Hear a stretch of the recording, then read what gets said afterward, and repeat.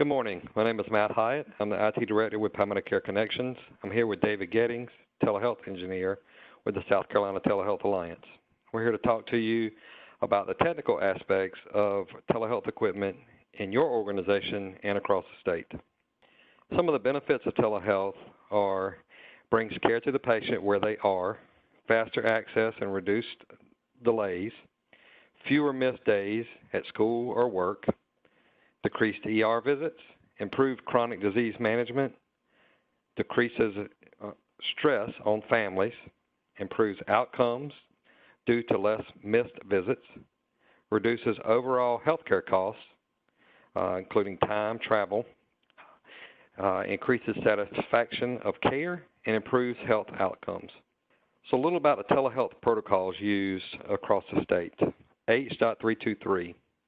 It defines 4 types of components which deliver point-to-point and point-to-multipoint multimedia communication services. The components are as follows. Terminals, so client endpoints that deliver bidirectional and real-time multimedia communications. The H.323 terminal can be a computer or device that runs H.323, so software and hardware-based codecs. Some examples of those are Polycom and Cisco. Gateways, used to connect 2 distinct networks.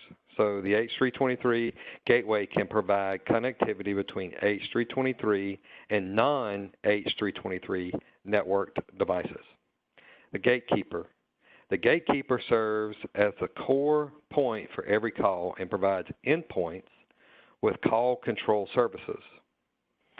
The MCU, multi-point control unit. It delivers support for conferencing 3 or more H.323 endpoints or terminals together. Each terminal participating in a conference sets up its own MCU connection.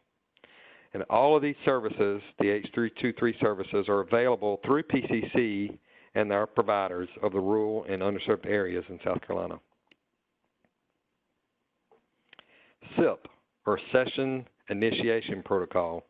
Most of you are probably familiar with this in your environments already today, but SIP is a text-based signaling protocol that establishes Internet Protocol network sessions. SIP was designed in 1996, which is along the same lines of when H.323 was designed, and approved by the Internet Engineering Task Force. It's used for voice over IP calls. It utilizes UDP and TCP and is used for live stream video conferencing or voice calls.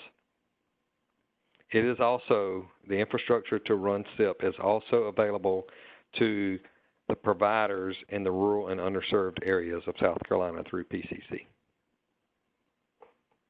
Web real-time communication, so WebRTC.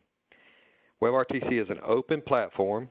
It provides real-time media communication, so voice, video, and data, transfer between browsers and devices, ability to communicate within a primary browser without the need for additional software or plugins in that browser, generally accepted by most all browsers, mobile and PCs. These are a few examples of the type of carts that are across the state and are available, generally available for folks in the state to choose from to be placed in their environments. The Ironbow Clinic cart can have either the Polycom or Cisco hardware-based codec in it, as discussed on previous slides. The Amwell cart comes with a Cisco SX20 in it, and you can utilize H.323 and SIP protocols, as well as the Ironbow Clinic cart. The Cybernet touchscreen PC and or tablet-based carts both run Windows 10 and are just simply a PC, and can run applications that utilize H.323, the SIP protocol, and allows for WebRTC utilization. The Amwell cart and the Ironbow cart will run H.323 and SIP, but do not work with WebRTC applications. The last cart here is just another PC-based cart put out by the SCTA and MUSC. It's called the OP2 cart, Outpatient 2 cart, and also itself runs a Windows 10 operating system and can run the H323, SIP, and WebRTC protocols. Some of the peripheral devices that are generally available across the state and work with all forms of the carts on the previous slide and shown here on your right.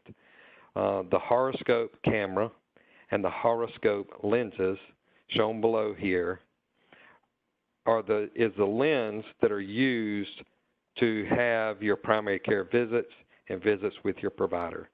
You have a general exam cam, an otoscope, a derm cam, and then a fundoscope.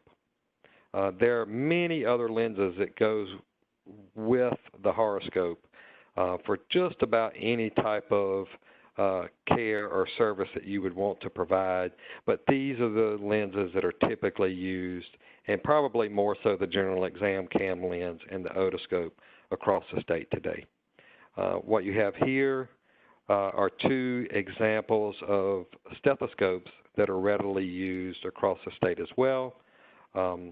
There are other flavors of stethoscopes, and it just generally depends on the user and what they are comfortable with as to which stethoscope they choose to use. So I want to introduce you now to David Gettings. He is going to go through the OP2 cart that is put out by SCTA and NUSC. Welcome to this training module on the new version 2 of the Outpatient Telehealth Cart.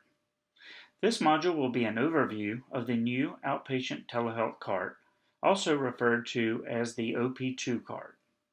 The OP2 cart is the newest version of the telehealth equipment with enhanced functionality for providers and end users alike. This cart was designed and built in-house by the Telehealth Technology Team, commonly referred to as TTT, of the Medical University of South Carolina, MUSC, and the South Carolina Telehealth Alliance, SCTA, with input from clinical staff, telepresenters, patients, and providers of telehealth services. Improving patient access to telehealth services begins with providing telehealth equipment to as many sites as possible. Rural South Carolina has many opportunities to improve healthcare access and services. Commercial telehealth carts come with high costs, which reduces MUSC and SCTA's ability to deploy a large number of endpoints. Using the knowledge, the Telehealth Technology Team designed and built an affordable telehealth cart which can be deployed to more South Carolina healthcare sites, resulting in improved patient access and to healthcare services. The design and implementation of the OP2 cart began with knowledge gained from supporting hundreds of telehealth endpoints throughout the state and with the user experience from existing telehealth programs. Functionality of previous versions was detailed as to what worked and also to identify issues with previous telehealth carts. After factoring in cost, combined with features and functionality, a design was created for the development of the OP2 cart. The cart reduces hardware and maintenance costs by over 60%, has a standardized configuration, and requires lower bandwidth to operate. These efforts allow us to build and deploy more telehealth endpoints for rural communities. Designing, deploying, and supporting the OP2 cart is one way that we can effectively respond to the health needs of South Carolina citizens with an emphasis on those living in underserved and rural areas. Additional carts in rural areas address the healthcare access needs of rural citizens and provides rural providers with access to medical specialties. The major components of the OP2 cart include an all-in-one touchscreen computer and a Logitech Meetup high-definition camera mounted on a custom-designed battery-powered cart from Simplify. An overview of the cart and all its components will now be demonstrated. First, let's look at the chosen cart. The cart is a battery-powered and developed by Simplify. It's called the EVA model for its ease and functionality. The cart can run on battery power for up to 40 hours. Yes, 40 hours without a charge. The cart has electronically controlled console buttons for cart height, multiple lights, and separate power for the attached computer. The current design is using a Dell all-in-one computer running the Windows 10 operating system. The operating system allows for multiple forms of communication software such as video, Cisco Jabber, WebEx, and the WebRTC clients, which are found embedded in the most common computer browsers. The choice of camera is the Meetup by Logitech.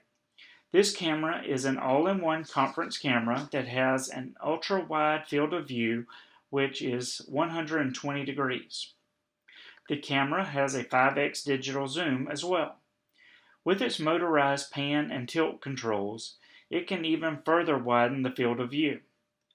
There is a mounted camera remote on the surface of the cart. However, most controls of the camera can be manipulated from within the chosen video application, including far-end camera controls, also referred to as FECC.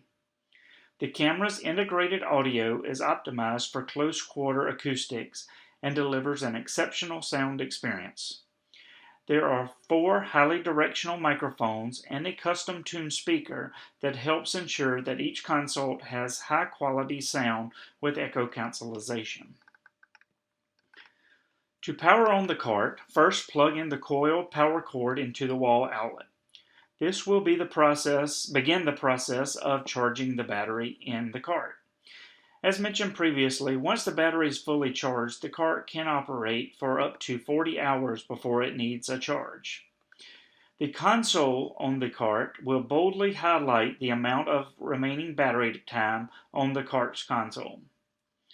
Once the cart is plugged in, flip the toggle switch in the back of the cart just above the power cord to send power to the cart. To power the attached onboard computer, press the PC power button on the cart's console. Next, press the power button on the Dell all-in-one in the bottom right of the computer. The computer will boot and log in automatically. Next, you will need to connect the computer's operating system to the wireless network of your choice. Once the wireless network is connected, you can activate and log into your video application of choice. Bear in mind that you should only have one video application running at the time on the computer, as they consume large amounts of resources on the computer and will sometimes lock up the camera to only a specific application. Now that we've discussed the overview of the cart, let's look at some of the medical peripherals that you can offer on the cart. Many medical peripherals can be added to the cart to enhance the console. The options are endless on the OP2 cart in regards to peripherals. However, the most prominently chosen peripherals are the Horoscope and the Stethoscope. Let's do a deep dive in each of these now. The Horoscope, designed specifically for telehealth by GEDMed, is an easy-to-use handheld video system used for capturing images of the body. This system utilizes interchangeable lens attachments, making it ideal for multiple discipline medical application. The primary lens attachments used with this cart are the general exam lens and the Otoscope lens. The Horoscope incorporates a high-resolution 1080p camera and offers multiple video output options for integrating into your chosen video application for your console.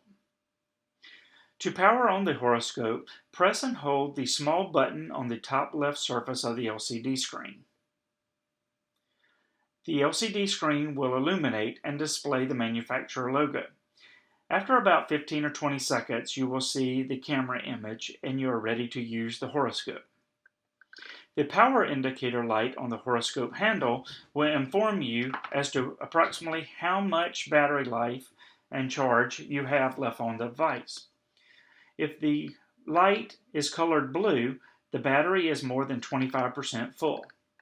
If there is an orange-colored light, then the battery is in need of charging. If there is no light, then either the unit is off or not connected to the charging cable. The image can be focused from the horoscope handle. There are two models of the horoscope, and one model has a turn wheel underneath for your index finger, where the other model has a digital zoom buttons on the front of the handle. There are also brightness adjustments to the horoscope that range from 0 to 10. These can be controlled with the buttons on the front of the handheld. To mount a horoscope lens, find and match the black lens alignment dots on both the horoscope and the lens attachment. Insert the lens into the horoscope's connector interface. Rotate the lens attachment gently in a clockwise direction to fasten the lens until it stops. This is similar to a DSLR camera lens attachment. For the purpose of this demonstration, let's do a lens attachment overview, which we will highlight the general exam lens and the otoscope lens since these are the most popular. The general exam lens attachment is used to meet a variety of needs that require wider angle views of the body. This attachment has built-in LED technology providing excellent illumination and color reproduction. Some common uses of this optical lens will be wide-angle views of burns, viewing the teeth and mouth, and any other areas of the body that a basic examination may be required. The otoscope lens attachment is used for viewing images of the ears and nose. This attachment has built-in LED technology providing excellent illumination and color reproduction. It is designed to use a variety of ear specula. Here are just a few other notes regarding the use of the horoscope. The live video and images from the horoscope will be slightly less than real time when remotely transmitted to the distant provider. Once it is clearly focused on the location in, hold the shot until the remote provider advises to move to the next location.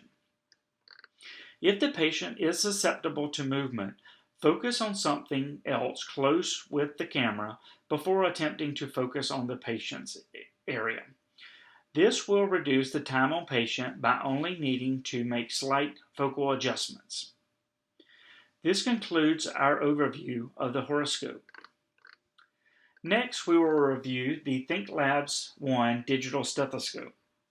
The ThinkLabs 1 is a small, bell-shaped digital stethoscope made specifically for telehealth. There are three main components of the ThinkLabs 1 stethoscope: the ThinkLabs 1 digital stethoscope, a white USB to 3.5 millimeter charging cable, and a black 3.5 millimeter to 3.5 millimeter transmit cable. In reference to the cables, bear in mind that white cables are for charging and black cables are for transmitting signal. Since there is only one port on the stethoscope, the telepresenter needs to be aware of which cable is connected, as it will not transmit the sound while connected with the white cable. The ThinkLab 1 digital stethoscope is powered by an internal rechargeable lithium-ion battery. The stethoscope will usually be shipped with a partial charge.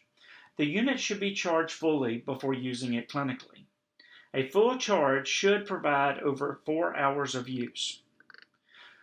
To charge the ThinkLabs 1 digital stethoscope, connect the 3.5 millimeter end of the white USB charging cable to the ThinkLabs 1 stethoscope. Connect the USB end of the white charging cable to a powered USB port on the cart. When charging, the battery LED light will flash. As the battery charges, the flash rate will slow. When the battery is fully charged, the LED light will be solid and stop flashing. A thorough charging cycle can take as long as 8 hours. However, your stethoscope should have almost full capacity within 4 hours. Now that we have the ThinkLabs 1 stethoscope charged, let's connect the black transmit cable for communications.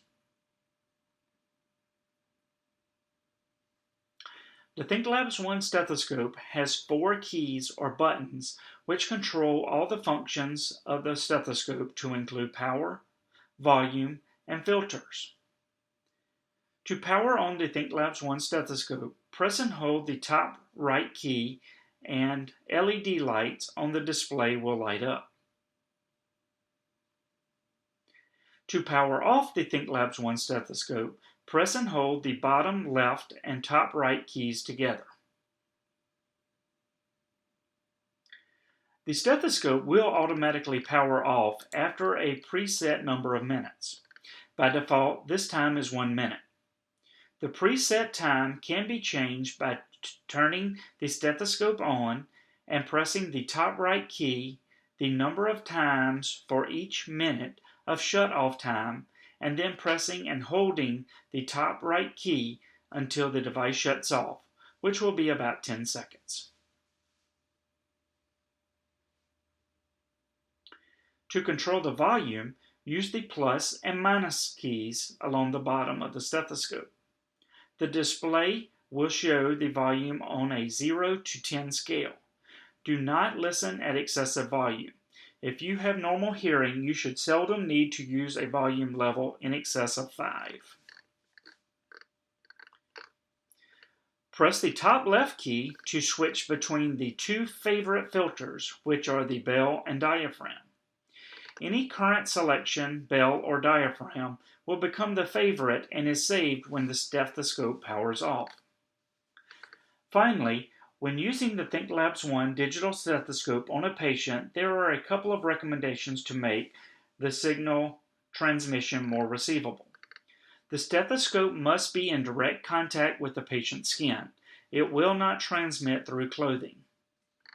The outer side of the stethoscope should not rub against clothing, as this will add unacceptable noise to the signal transmission.